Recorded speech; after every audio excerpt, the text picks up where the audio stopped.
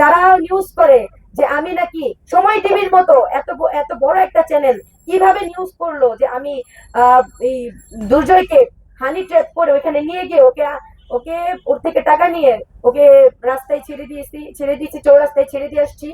সময় টিভির মতো এরকম এখন সময় টিভি এখানেই আছে। এখন যে সময় টিভিকে ভুয়া বলে নিউজ দেয়, সময় টিভি সেম কাহিনী আমাকে সবসময় ওরা নেগেটিভ ভাবে প্রেজেন্ট করে। ওনারা এইভাবে প্রেজেন্ট করছে, সকালে সকালে রিমান্ড, দুপুরে জামিন, সন্ধ্যায় মুক্তি। এটা কেমন কথা? কেমন কেমন ভাবে এত বড় চ্যানেল গুলা এইসব নিউজ করতে পারে? ইউটিউবের কথা বাদ দিলাম, আরেকটা আছে কালবেলা, কালের কণ্ঠ। এই বসুন্ধরা মিডিয়াকে হুঁশিয়ারি দিয়ে বলতেছি, আপনারা কিন্তু প্রথম আলোর মতো শর্ট খায়েন না। বারবার বলতেছি, আমরা কিন্তু হাদি ভাই চলে গেছে, কিন্তু হাদি ভাই আমাদেরকে শিখাই দিয়ে গেছে কিভাবে কোন সময় কি করতে হবে।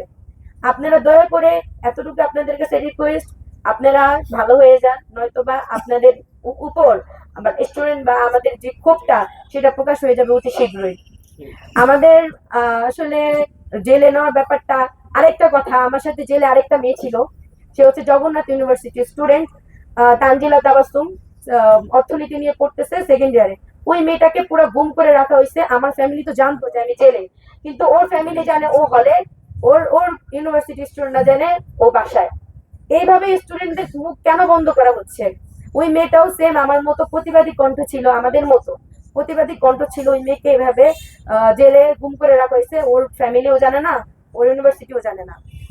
এইভাবে আমাদের কণ্ঠ রোধ করে রাখা হয়েছে কেন?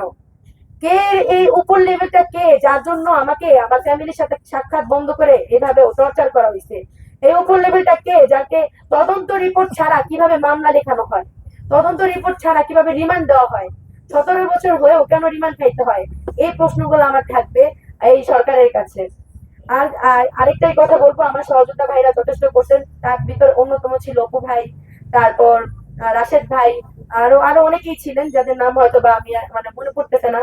আমি এমনি অনেক অসুস্থ, আপনারা হয়তো দেখে আমার চেহারা দেখে অথবা আমার অঙ্গভঙ্গি দেখে বুঝতেছেন যে আমি আসলে এখানে আর বেশিক্ষণ থাকতে পারবো না।